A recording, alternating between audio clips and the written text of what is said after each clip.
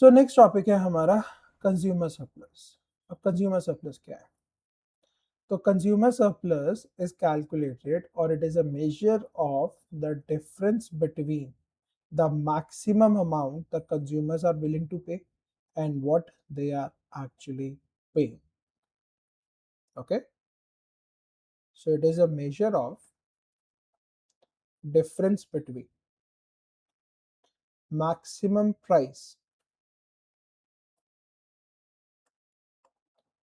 consumers are willing to pay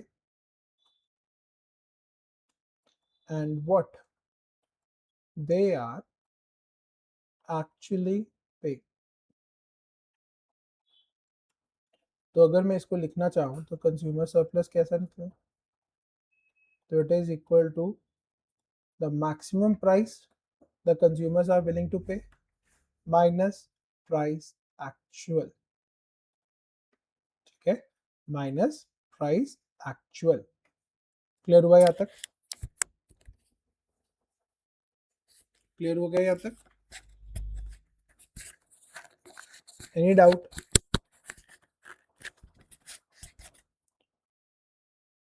ना, अब इसको थोड़ा सा समझते हैं। Let's understand this with an example. Suppose करो आप किसी शॉप पे गए। ओके, तो आप किसी शॉप पे गए। शॉप पे जाके आपने क्या किया? एक शर्ट बाय करनी थी।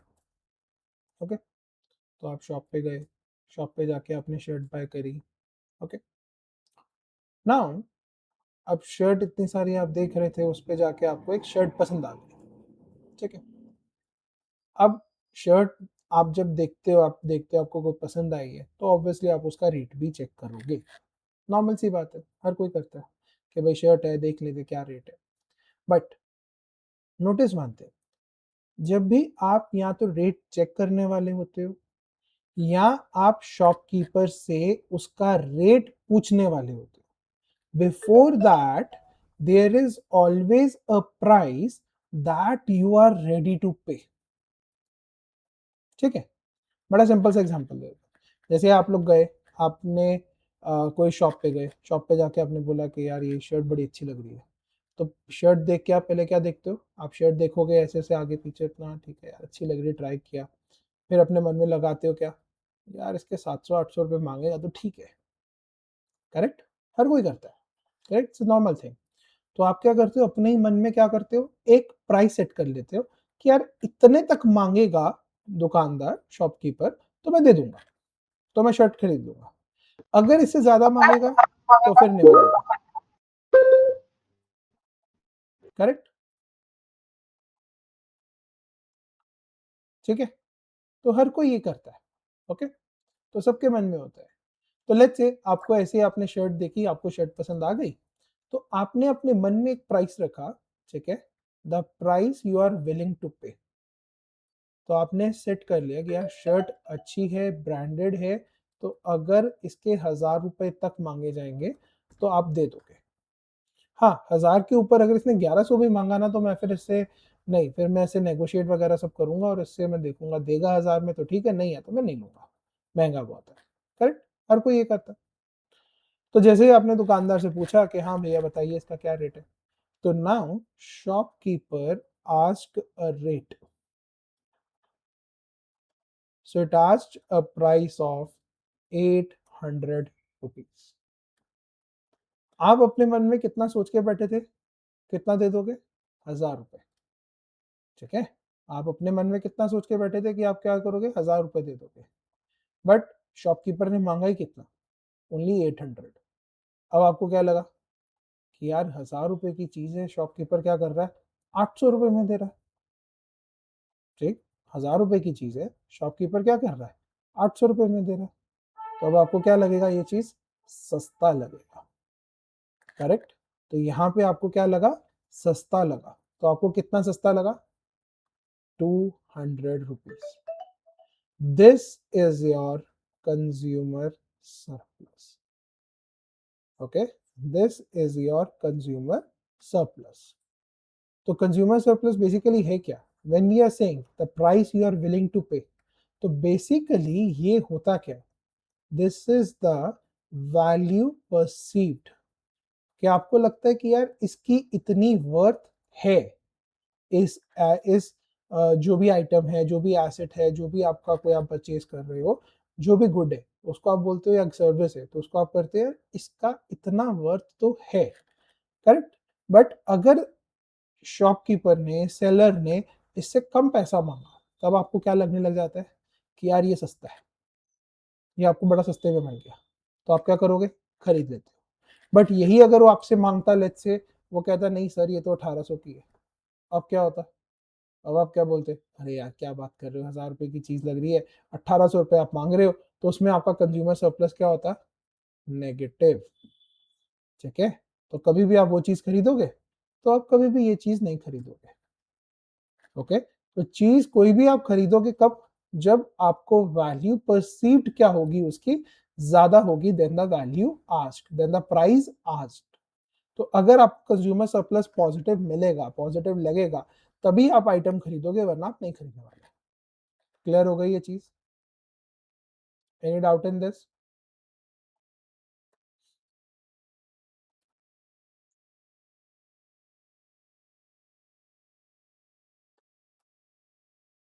ठीक है, चलिए नेक्स्ट। अब ये निकाले कैसे? देखो, तो ये हमारा निकलेगा कहां से? डिमांड कर्व, सप्लाई कर्व और इक्विलिब्रियम से। तो ये हमारा प्राइस है, ये हमारा क्वांटिटी है, this is our demand curve, this is our supply curve. Supply curve को I am making it black. ये पॉइंट हमारा क्या आ गया? This is our equilibrium point. तो इस पॉइंट पे क्या है हमारा?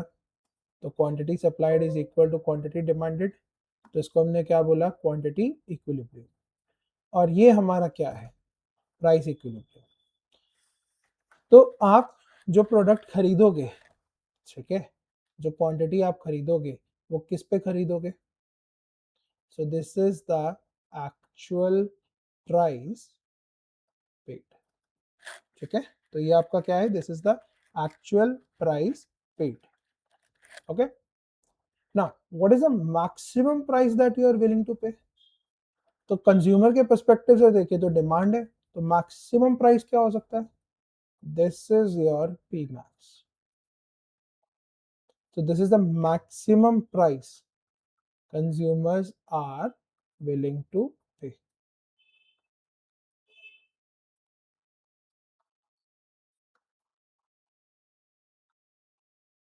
ठीक है, तो कंज्यूमर सरप्लस क्या होगा? So this difference between P max and P equilibrium, ये क्या है हमारा? सो this is a measure of consumer surplus. Okay, तो ये हमारा क्या है? This is a measure of consumer surplus. Clear हो गया यहां तक? अब ये जो प्राइस है ये तो हमारा क्या है? एक ही क्वांटिटी के लिए। अब पर हमने तो क्वांटिटी कितनी खरीदी है? Quantity equilibrium.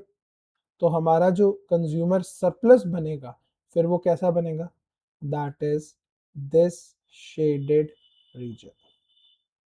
तो वो क्या है हमारा?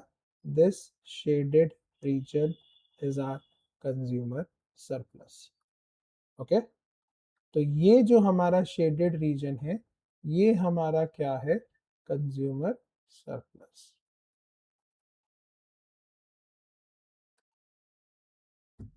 तो कैसे निकलेगा consumer surplus? So this is a triangle, तो एरिया ऑफ ट्राइंगल क्या हो गया हमारा? Half into base into height. तो कंज्यूमर सरप्लस क्या है? That is equal to area of triangle. ठीक है, तो ये ट्राइंगल है, तो क्या होता है? Half into base into height. Base कितना है? तो बेस तो हमारा ये क्वांटिटी है यहाँ तक, तो half into quantity equilibrium into height कितनी है? तो पी मैक्स तो क्या है? ये पूरा है, पी मैक्स तो यहाँ से लेके यहाँ तक है, प्राइस इक्विलिब्रियम यहाँ से लेके यहाँ तक है। तो ये पॉइंट कैसे, ये इतना एरिया कैसे, हाइट कैसे निकलेगी? P max minus P equilibrium. This area is your consumer surplus. ठीक है, इसको हम क्या कहते हैं, we call it as consumer surplus. तो कंज्यूमर सरप्लस बेसिकली है क्या? So it is a basically it's a measure of the difference between the maximum price the consumers are willing to pay and the price they are actually paying. तो basically ये indicate क्या करता है? It indicates the value perceived by the consumer. ठीक है, अब कोई भी कंज्यूमर सेटिस्फाई तभी होगा, कोई भी कंज्यूमर प्रोडक्ट तभी खरीदेगा जब क्या होगा, कंज्यूमर सरप्लस पॉजिटिव होगा। भाई उसको दिख रहा है कि वैल्यू परसीव्ड ज्यादा दिखेगी देन द प्राइस, तभी आप क्या करोगे, तभी आप उस चीज को खरीदोगे, वरना नहीं खरीदोगे। ठीक है, बड़ा सिंपल सा एग्जांपल देता हूं इसमें आपको। जैसे चॉकलेट्स है, बेसिक अगर मैं आपको चॉकलेट बोलूं तो क्या होगा, 20 रुपीज, 30 रुपीज, 40 रुपीज, 50 रुपीज में चॉकलेट आ जाता है। Correct, correct.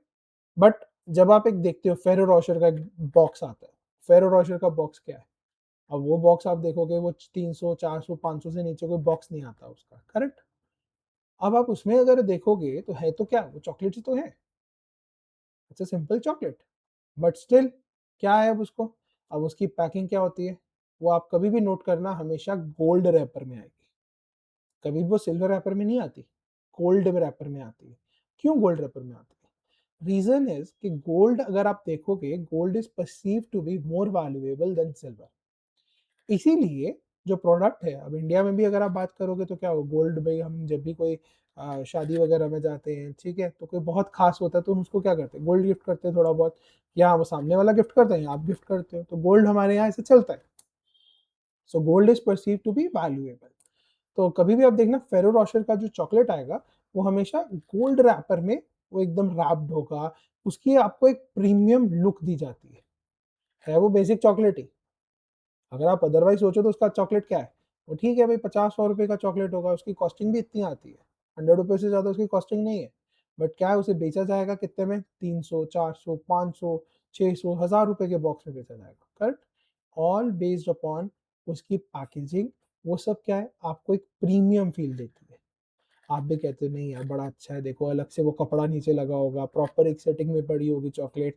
Correct, proper set हो गए, वो भी नीचे का जो आता है कपड़ा वो भी देखना कभी भी वो गोल्डन कलर का आएगा, तो आपको हमेशा बॉक्स में गोल्ड ही नजर आएगा, गोल्डन का उसका जो इवन जो रैपर लगा होता है वो भी आगे देखना कभी गोल्ड के सर्कल में होगा। करेक्ट, तो ये सब चीजें क्या है, बेसिकली क्या की जाती हैं, तो कंपनीज ये सब चीजें यूज करती हैं आपको क्या करने के लिए, आपको सिर्फ एक प्रीमियम लुक देने के लिए। ठीक है, तो जब आपको प्रीमियम लुक मिलता है आप क्या करते हो, आपको वैल्यू परसीव ज्यादा होता है, तो आप उतना पैसा देने को तैयार भी हो जाते हो। करेक्ट, तभी आप क्या करते हो, पैसा ज्यादा देते हो। तो हमेशा ध्यान रखना, हर कंपनी यही ट्राई करती है कि भाई अगर हमें कंज्यूमर से पैसा लेना है तो हमें क्या करना पड़ेगा, तो हमें कंज्यूमर को वैल्यू जो है वो ज्यादा देनी पड़ेगी। तो जब आप बोलते हो कि वैल्यू ज्यादा देनी है तो मीन्स क्या है, दैट इज कि आप कंज्यूमर सरप्लस पॉजिटिव करके उसको दे रहे हो। ठीक है, तो जब तक कंज्यूमर सरप्लस पॉजिटिव नहीं होगा, कंज्यूमर आपका पैसा नहीं देगा, वो कभी भी आपसे प्रोडक्ट नहीं खरीदेगा। जिस मोमेंट में उसका कंज्यूमर सरप्लस नेगेटिव हो गया या जीरो हो गया, उसको हमेशा क्या लगेगा, अरे यार इतनी की चीज थी, इतने में खरीदी, मैं नहीं खरीद रहा, मेरे को क्या फायदा होगा। करेक्ट, या उसे हमेशा हर बार गिल्ट फील होता रहेगा, यार मैंने बहुत महंगा खरीदा, बहुत महंगा खरीदा। करेक्ट, क्लियर हो गया ये चीज? तो concept of consumer surplus is clear.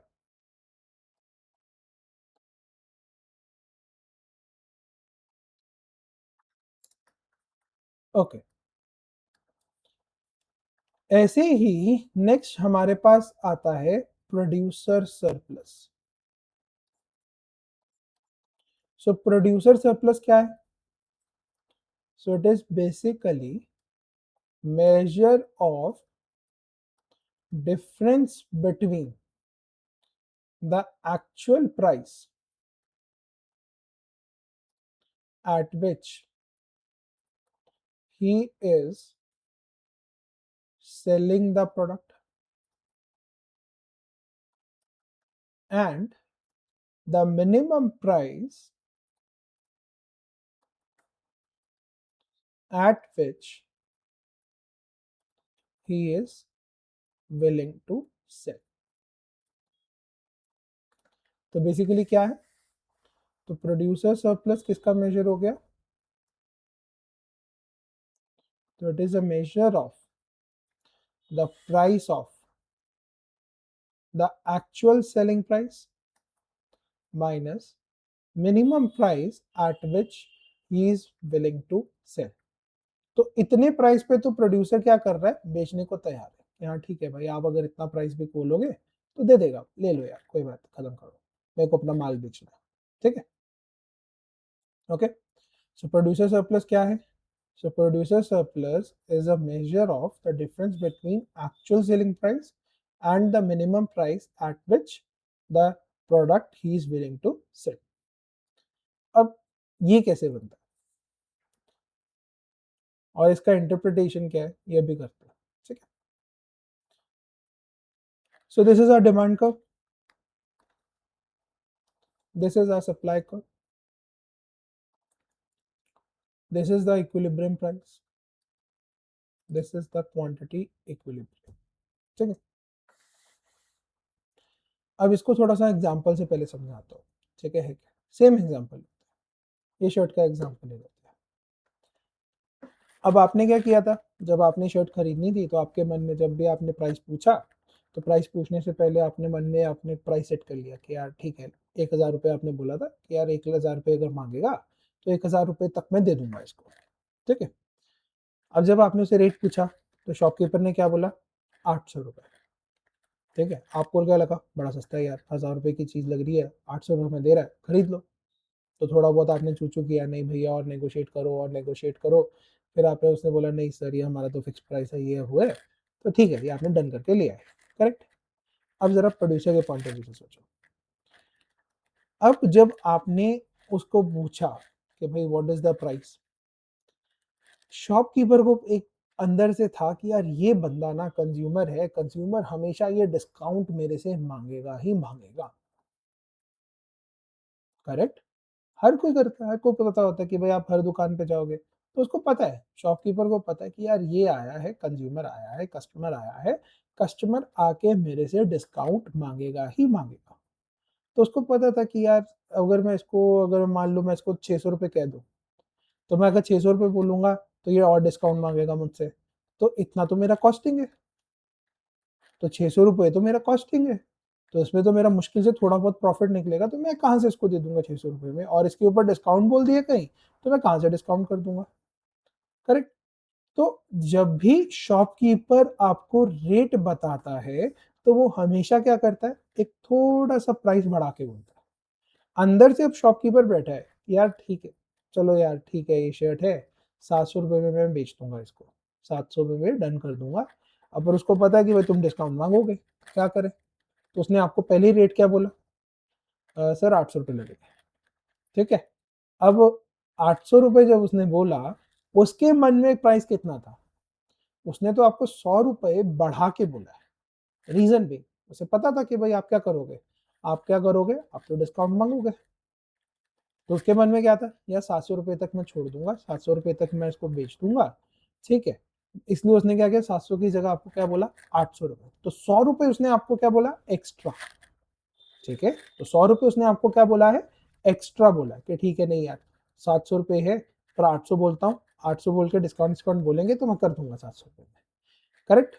अब जब आपसे डिस्काउंट मांगा, आपने डिस्काउंट मांगा, तो उसने क्या बोला, नहीं सर ये तो फिक्स प्राइस है, ये है वो है, तो आप भी मान गए 800 रुपये में, करेक्ट। अब वो क्या सोचेगा, सेम ट्रांजेक्शन है, सेम वही शर्ट है, 800 रुपये में बिकी है, आप क्या सोच रहे हो, आप सोच रहे हो 1,000 की चीज है, 800 रुपये में ले आया, आप सोच रहे हो 200 रुपये मैंने बचा लिए। प्रोड्यूसर क्या सोच रहा है, प्रोड्यूसर कह रहा है यार कैसा कंज्यूमर है, मैं तो 700 रुपये में देने को तैयार था, 800 रुपये दे के चला गया, 100 रुपये मैंने और कमा लिए, करेक्ट। तो यहाँ पे क्या होता है, so here the 100 rupees that the producer is feeling, कि भैया प्रोड्यूसर जो है वो सेल करने को तैयार हो गया, correct.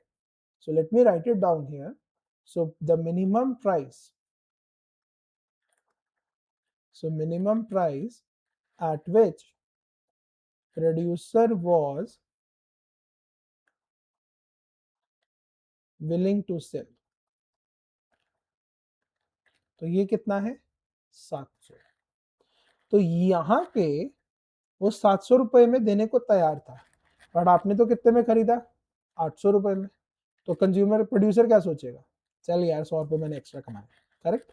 So that 100 rupees is what, that is your producer surplus. So this 100 rupees is your producer surplus। ठीक है, क्लियर हो गया। तो सेम ट्रांजेक्शन है, आपको लगा 1000 रुपए का वर्थ है, आपको 800 रुपए में मिल गया, तो आप सोच रहे हो घर जाके खुश हो रहे हो कि 200 रुपए बच गए। वही ट्रांजेक्शन में प्रोड्यूसर अपना अलग, शॉपकीपर अपना अलग खुश हो रहा है, यार मैं तो 700 रुपए में बेचने को तैयार था, चल 800 रुपए में बिक गया, 100 रुपए मैंने और कमा लिया, करेक्ट। तो हर हमेशा ध्यान रखना, हर ट्रांजेक्शन में क्या होता है, एक कंज्यूमर सरप्लस होता है, एक प्रोड्यूसर सरप्लस होता है, ठीक है। तो जरूरी नहीं है, अब यहाँ पे देखो जो मिनिमम प्राइस है वो जनरली किससे कवर किया जाता है, सो दिस मिनिमम प्राइस, तो ये बेसिकली क्या है, सो इट इज द कॉस्ट। भाई एक प्रोड्यूसर है, वो क्या करेगा, वो मिनिमम कितने पे सेल करेगा, वो इतना तो बेचेगा ना कि उसका कॉस्ट कवर हो जाए। हाँ भैया मेरा कॉस्ट इतना था, ये था वो था, तो उसका कॉस्टिंग कवर हो जाए, करेक्ट। तो वो उतने में तो एटलीस्ट बेचेगा बेचेगा। तो this P minimum is an indicator of, so is an indicator of, indicates cost of production। Okay, clear हुआ ये चीज, यहां तक किसी को कोई डाउट है?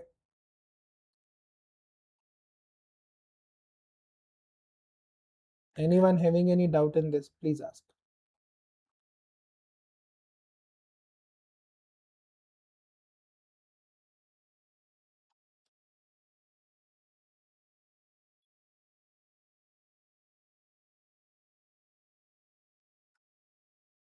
Clear guys?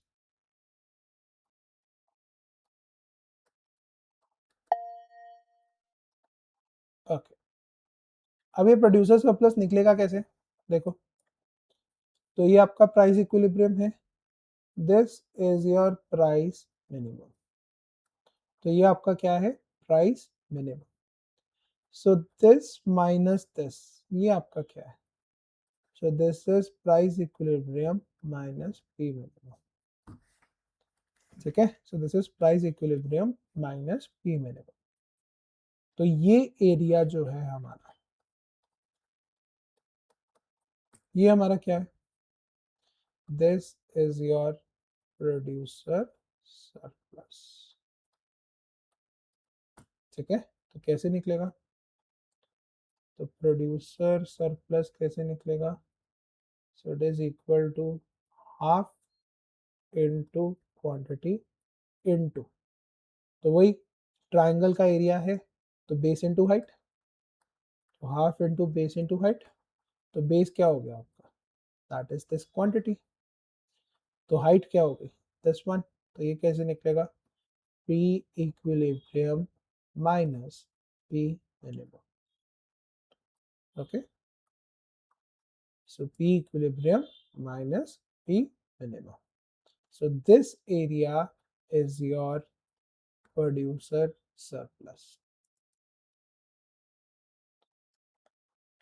ठीक है, तो कोई भी ट्रांजेक्शन हमेशा याद रखना, ठीक है, अनलेस और अनटिल कोई ऐसा प्रोड्यूसर हो कि मतलब जैसे बहुत ही उसकी मजबूरी है, बैंक्रप्सी पे आ गया है, तब वो नेगेटिव प्रोड्यूसर सरप्लस पे बेचेगा, वरना कोई कोई भी प्रोड्यूसर, कोई भी शॉपकीपर, कोई भी सेलर, कोई भी आप देखोगे सप्लायर होगा, वो कभी भी आपको जीरो प्रोड्यूसर सरप्लस पे या नेगेटिव प्रोड्यूसर सरप्लस पे नहीं बेचेगा।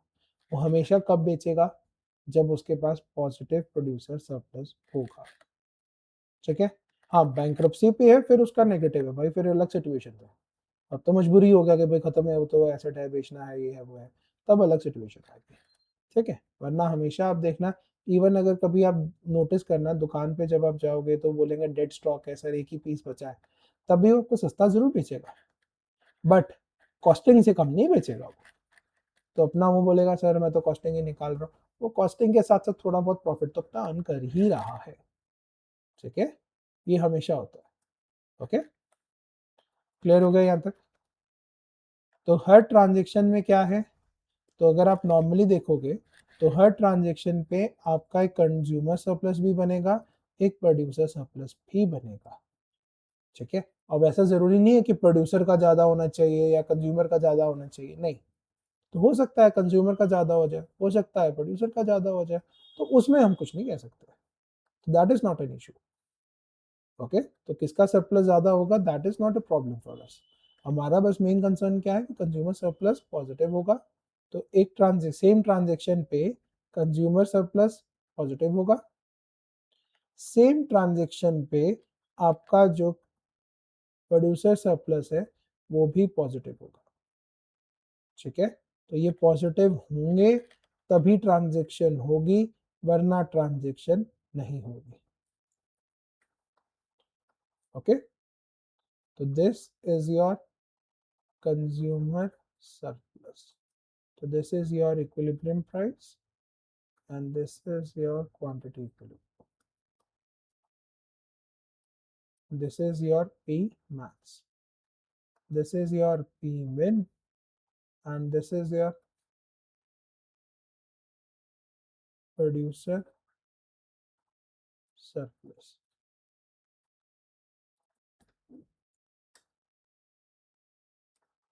ठीक है, कोई डाउट इसमें किसी को?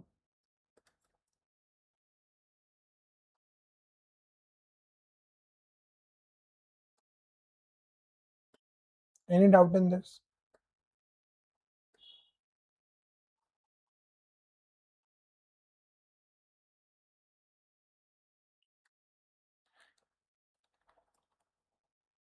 ओके, नेक्स्ट आता है डेड वेट लॉस। अब ये डेड वेट लॉस क्या होता है? Dead weight loss is basically what, so it is a measure of inefficiency, ठीक है।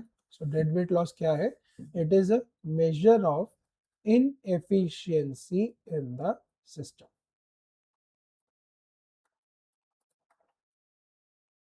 ओके। देखो कैसे,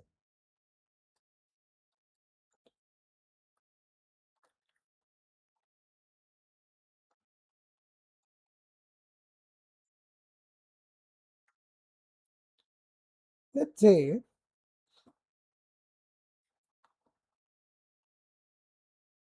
let's take the example of sanitizers। अगर आपको याद हो ड्यूरिंग कोविड, तो जब कोविड-19 आया था, लॉकडाउन हुआ था, उस टाइम पे सैनिटाइजर्स की डिमांड क्या हुई थी, एकदम से शूट अप हो गई थी। नॉर्मली अगर हम देखें तो सैनिटाइजर हम लोग यूज भी नहीं करते थे, ठीक है, बट कोविड के चक्कर में वी स्टार्टेड यूजिंग सैनिटाइजर्स, हर कोई अपने घर पे सैनिटाइजर रखने बैठ गया, दिन में 10-10 बार हाथ सैनिटाइज कर रहे हो, करेक्ट, कहीं जा रहे हो बाहर तो आप सैनिटाइजर लेके जा रहे हो। तो पहले तो एक सैनिटाइजर वही आता था, एक नॉर्मल डेटॉल की छोटी सी शीशी आती है जो पहले भी अभी भी आती है, तो एक आध और आता था, इससे ज़्यादा सैनिटाइजर कोई यूज़ भी नहीं करता था। हाँ, सो ज़्यादा यूज़ होते थे तो हॉस्पिटल्स में होते थे जहाँ पे वही आपका कोई पेशेंट एडमिट है तो वो लोग सैनिटाइजर्स यूज़ करते थे, करेक्ट, तो ज़्यादातर यही होता था। बट कोविड में क्या होने लग गया, अचानक से भाई हर कोई हर घर में सैनिटाइजर चाहिए, अब हर घर में सैनिटाइजर चाहिए तो क्या ऊपर से क्या था, सबको डर था बीमारी का, तो डिमांड एकदम से शूट अप कर गई, करेक्ट। तो जब डिमांड शूट अप करी तो प्राइस, तो एक एक शीशी जो थी वो हजार रुपए की मिलने लग गई, 1000 रुपए पर लीटर मिलने लग गया, तो सैनिटाइजर मार्केट में था ही नहीं, correct.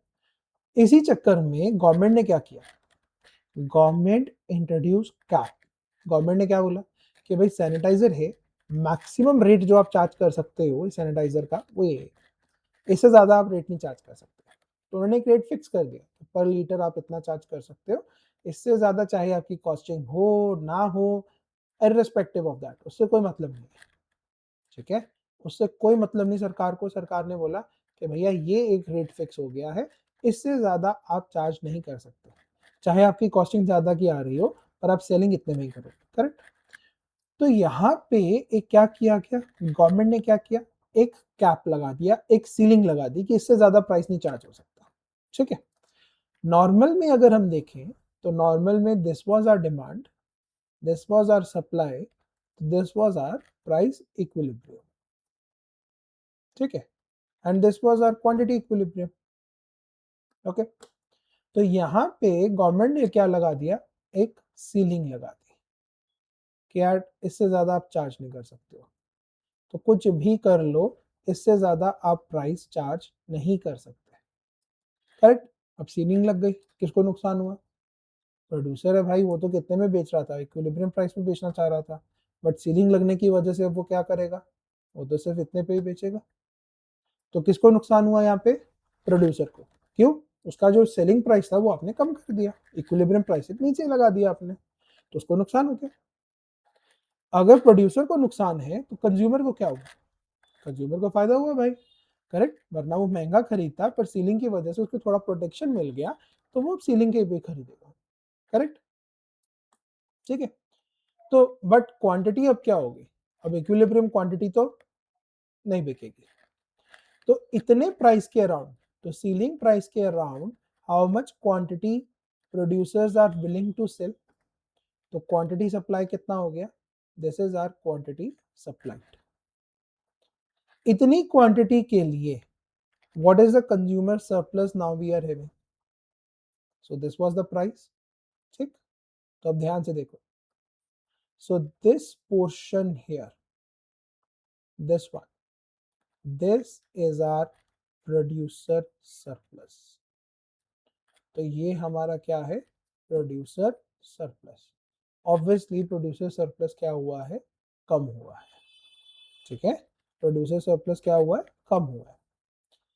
This portion is our, this portion जो हमारे पास है यहाँ पे, वो क्या है हमारा, this is our consumer surplus. तो क्वांटिटी सप्लाइड के कॉरेस्पॉन्डिंग देखोगे, okay, so this is the actual price they are paying, this is the maximum price they are willing to pay, so let me just give me a moment।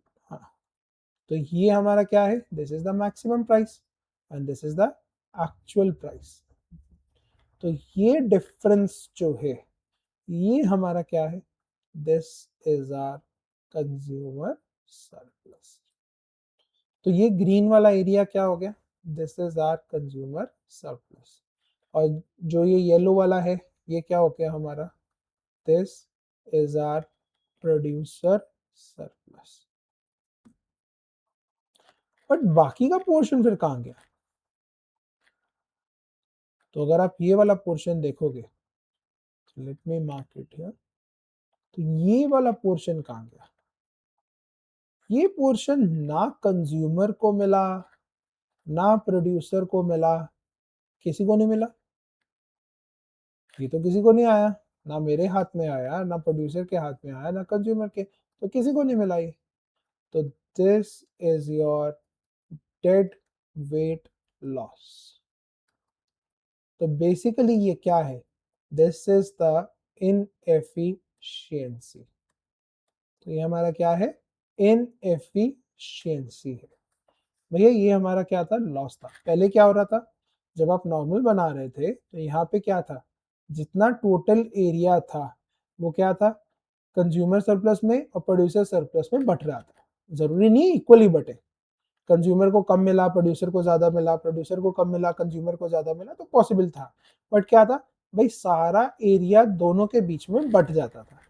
अब यहाँ पे क्या हुआ, since यहाँ पे एक सीलिंग लग गई, इसके चक्कर में क्या हो गया, अब सीलिंग के चक्कर में क्या हो गया, कंज्यूमर को तो फायदा हो गया, प्रोड्यूसर को पर क्या हुआ, लॉस। बट ओवरऑल हमारे पास एक सिस्टम में इनएफिशिएंसी भी रह गई। ठीक है, ओवरऑल क्या हुआ, हमारे सिस्टम में क्या हुआ, इनएफिशिएंसी भी रह गई। So this is our dead weight loss.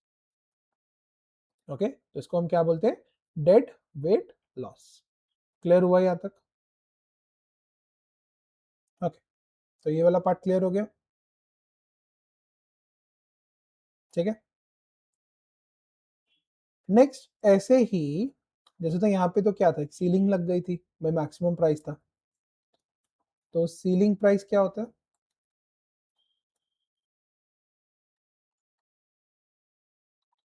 तो सीलिंग प्राइस क्या होता है, the maximum price that producers can charge, तो मैक्सिमम प्राइस है जो आपके प्रोड्यूसर चार्ज कर सकते हैं, ठीक है। ऐसे ही हमारे पास नेक्स्ट आता है फ्लोर प्राइस। फ्लोर प्राइस क्या है, that is the minimum price, तो it is the minimum price that consumers need to pay. तो हर बार प्रोटेक्शन सिर्फ कंज्यूमर्स को नहीं मिलता, कभी कभी प्रोटेक्शन सेलर को भी मिलता है, ठीक है। बड़ा सिंपल सा एग्जांपल देता हूँ, दैट इज एमएसपी। एमएसपी क्या होता है, मिनिमम सपोर्ट प्राइस, तो ये किसको दिया जाता है, ये फार्मर्स को दिया जाता है। तो एमएसपी क्या करता है, एक गारंटी देता है कि भाई फार्मर है, अगर वो कोई क्रॉप लेके आएगा तो उसको मिनिमम इतना पैसा तो मिलेगा ही मिलेगा, okay. So this is basically what, that is a minimum support price, okay. तो एमएसपी जो है that is basically given to what, farmers. Farmers कौन है, producers, they are sellers, okay, ठीक है। अब देखो यहाँ पे, तो जैसे मान लो ये हमारा प्राइस है, ये हमारा क्वांटिटी है, ये हमारा डिमांड है, ठीक है, ये हमारा सप्लाई है, this is our price equilibrium, this is our quantity equilibrium. अब मिनिमम प्राइस गवर्नमेंट ने तय कर दी कि भाई आप जो मर्जी कर लीजिए, मिनिमम इतना तो देना ही पड़ेगा, तो let's say that is this much, okay. So this becomes your floor price. तो मैक्सिमम प्राइस कितना है, that is this, correct. Obviously अगर आप मिनिमम दे रहे हो तो प्रोड्यूसर को प्रोटेक्शन दे रहे हो, प्रोड्यूसर का फायदा मीन्स कंज्यूमर को क्या होगा, तो it's a loss for consumer, normal सी बात है भाई, कंज्यूमर को फायदा कराओगे तो प्रोड्यूसर का लॉस होगा, प्रोड्यूसर को फायदा कराओगे तो कंज्यूमर को लॉस होगा, तो ये तो चलना ही चलना है कहानी। तो यहाँ पे क्या हो गया, तो हियर यहाँ पे this much, this area, this is your now consumer surplus. तो कंज्यूमर सरप्लस क्या हुआ है, यहाँ पे कम हुआ है, ठीक है ना। कितनी क्वांटिटी कंज्यूमर्स लेने को तैयार है, तो क्वांटिटी डिमांडेड इतनी है, तो जितनी कंज्यूमर ले रहे हैं क्वांटिटी उतना ही तो सप्लाई करोगे, करेक्ट।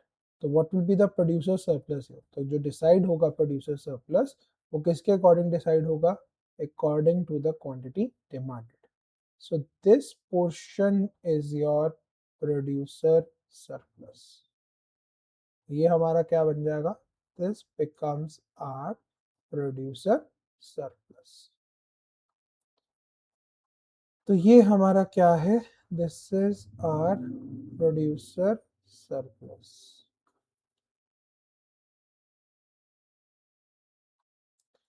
ये वाला जो पोर्शन है, अब ये किसी को नहीं मिला, ना कंज्यूमर को ना प्रोड्यूसर को, तो किसी को नहीं मिला ये, करेक्ट। तो इसको क्या बोलेंगे, this is your dead weight loss. तो डेड वेट लॉस है क्या, this is the inefficiency in the system, okay, this is the inefficiency in the system. तो इनएफिशिएंसी क्यों होती है, तो it occurs because of what, तो प्राइस सीलिंग हमने किया, प्राइस फ्लोर किया, ऐसे ही टैक्सेस आते हैं, ठीक है। तो टैक्सेस कैसे लगेंगे, तो मैं एक छोटा सा दे रहा हूँ टैक्सेस वाला, एक चाहे आप बना लीजिएगा या फिर एक बार थोड़ा सा खुद ट्राई करिएगा, ठीक है। तो जैसे प्राइस है, क्वांटिटी है, डिमांड कर्व ये हो गई, ये हमारी सप्लाई कर्व हो गई, ठीक है। अब सरकार ने लगा दिया टैक्स, अब ये टैक्स किसको मिले, किसको देना पड़ेगा, जैसे आप लेते हो प्रोडक्ट लेते हो, ठीक है, तो अगर आप 10 रुपए की चीज़ खरीदना चाहते हो इसके ऊपर जीएसटी लग जाती है, यही होता है, करेक्ट। तो यहाँ पे क्या हुआ, तो this is the price equilibrium, इसके ऊपर सरकार ने लगा दी जीएसटी, तो जीएसटी कहाँ लग गई भाई, अब जीएसटी लगने की वजह से किसको गया, कंज्यूमर को देना पड़ा, ठीक है, तो किसको देना पड़ा, कंज्यूमर को। तो भैया यहाँ पे आपका प्राइस आ गया, तो this is the price including tax, okay. तो कंज्यूमर सरप्लस कितना आ जाएगा, तो अगर आप कंज्यूमर सरप्लस निकालोगे तो कितना आएगा, तो ये ट्रायंगल जो है ये हमारा क्या बनेगा, so this will become a consumer surplus, okay. तो ये हमारा क्या है, this is our consumer surplus. अब कंज्यूमर क्वांटिटी है, अब टैक्स भी सर कंज्यूमर को देना पड़ा तो उसकी तो कॉस्टिंग बढ़ गई, कंज्यूमर की कॉस्टिंग बढ़ गई, तो जब कंज्यूमर की कॉस्टिंग बढ़ी है तो फिर ऑब्वियसली वो क्वांटिटी क्या करेगा, कम कर देगा। तो अब क्वांटिटी डिमांडेड कितनी रह गई, ये, ठीक है, so this is the quantity demanded. अब प्रोड्यूसर को कितना मिला, प्रोड्यूसर को यहाँ पे सारा नहीं मिला भाई, प्रोड्यूसर तो इतने पे ही बेच रहा है, ठीक है, तो प्रोड्यूसर को इतना ही मिला है, वो इतना ही ले रहा है, क्योंकि उसको तो प्राइस इक्विलिब्रियम पे ही बेच रहा था, उसके ऊपर क्या लग रहा था, टैक्स। तो भाई प्रोड्यूसर ने तो कितने में बेचा, प्रोड्यूसर को तो पैसा कितना मिला, प्राइस इक्विलिब्रियम ही मिला है, करेक्ट, और ये उसका प्राइस मिन था, तो ये क्या था उसका प्राइस मिन। तो ये जो है ये हमारा क्या है, this is our producer surplus. तो बीच का पोर्शन कहाँ गया, बीच का पोर्शन कौन ले गया, भाई ये पोर्शन था क्या, this difference is your tax, ये कौन ले गया, ये ले गई सरकार, ठीक है, तो ये कौन ले गया, गवर्नमेंट ले गई, तो this portion is your tax, ठीक है, तो ये हमारा क्या है, this is the tax here, ये कौन ले गया, it is taken by government, तो ये सरकार ले जाएगी। बट इसमें भी अगर आप देखोगे तो एक पोर्शन, ये ट्रायंगल अभी भी बच गया है, ये ना कंज्यूमर को मिला, ना प्रोड्यूसर को मिला, ना सरकार को मिला, किसी को नहीं मिला, ये क्या कहलाएगा, so this we call it as dead weight loss, ठीक है, इसको हम क्या बोलेंगे, डेड वेट लॉस। तो ऐसे ही टैक्स है, ऐसे ही जब इंपोर्ट एक्सपोर्ट करते हैं तो क्या लगते हैं, रिस्ट्रिक्शंस आते हैं, तो अगर आप नोट करना, ये इंपोर्ट एक्सपोर्ट वाला जो हमारा चैप्टर है, ठीक है, सेकंड लास्ट चैप्टर, उसमें ट्रेड रिस्ट्रिक्शंस का एक पोर्शन है, वहां पे भी आपको ये डेड वेट लॉस का यही डायग्राम वहां पे मिलेगा, ठीक है, तो सेम डायग्राम आपको वहां पे मिलेगा इन द फॉर्म ऑफ, यहाँ पे मैं टैक्स बोल रहा हूँ, वहां पे क्या बोलूंगा, ट्रेड रिस्ट्रिक्शंस बोल दूंगा। ट्रेड रिस्ट्रिक्शन कैसे, जैसे सब्सिडी लगा दी, तो गवर्नमेंट है, जैसे चाइना है, चाइना क्या करती है कि अगर आप एक्सपोर्ट करते हो तो गवर्नमेंट आपको सब्सिडी देती है, आपकी कॉस्टिंग 10 रुपए की है, 2 रुपए 3 रुपए सरकार देगी, कहती लो 2 रुपए 3 रुपए हम देंगे, आप सस्ता बेचो मार्केट में, फायदा क्या होगा, चाइनीज एक्सपोर्ट्स बढ़े, तो ऐसे ही चाइना ने अपने एक्सपोर्ट्स को डोमिनेट किया है in the global market, okay.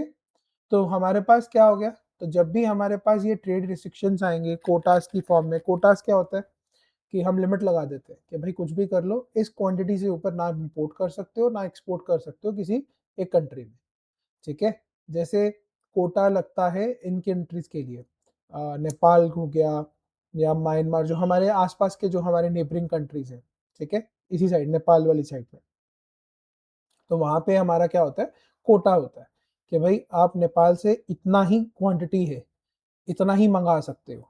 अब इसका मतलब ये है कि भाई टोटल इंडिया में जितने लोग हैं, जितने इंपोर्टर्स हैं, वो इतनी क्वांटिटी इंपोर्ट कर सकते हैं। सिमिलरली एक्सपोर्ट पे भी कोटा लगता है कि भाई जैसे बोल दिया जाता है कि भाई इंडिया में जितने एक्सपोर्टर्स हैं वो नेपाल में पूरे साल में पूरे महीने में इतनी ही क्वांटिटी एक्सपोर्ट कर सकते हैं। तो जैसे ही आपका ये कोटा कवर अप हो गया, कोटा कंप्लीट हो गया, उसके बाद आप इंपोर्ट एक्सपोर्ट नहीं कर सकते। ठीक है, तो ऐसे ही क्या होता है, हमारे पास कोटास लगते हैं। तो जब भी ये सब लगता है, रिस्ट्रिक्शंस आती हैं, तो जो बेसिकली क्या है, मार्केट को इक्विलिब्रियम पे आने नहीं देते। आप इक्विलिब्रियम पे आने से पहले उसके बीच में आप क्या कर रहे हो, रुकावट क्रिएट कर रहे हो। ठीक है, तो आप प्रॉब्लम्स क्रिएट कर रहे हो, जैसे सीलिंग लगा दी, फ्लोर लगा दिया, टैक्स लगा दिया, कोटा लगा दिया, सब्सिडी दे दी, एक्सटर्नल कोई कॉस्ट लगाया, एक्सटर्नल कोई बेनिफिट दे दिया। तो इन सब से क्या होगा, there will be an inefficiency. Inefficiency को क्या बोलेंगे, डेड वेट लॉस। ओके, तो उसी को हम क्या बोलेंगे, dead weight loss. Is this clear? Any doubt in this?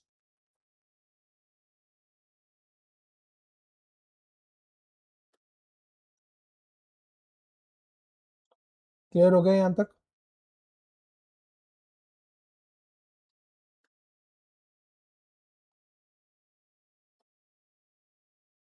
Any doubt in this guys?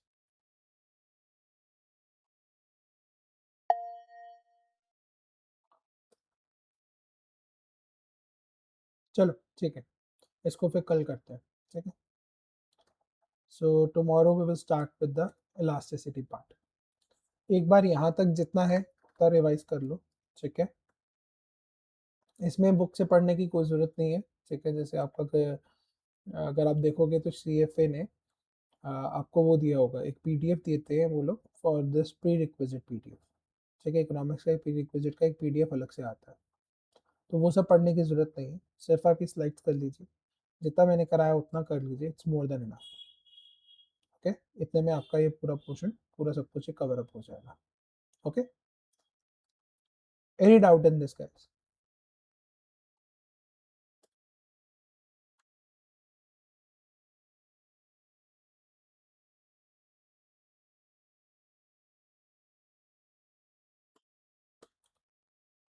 चलो ठीक है, तो let's wind up here for today. So tomorrow we will complete this elasticity part. Okay, उसके बाद then we are left with one more topic that is related to the curves.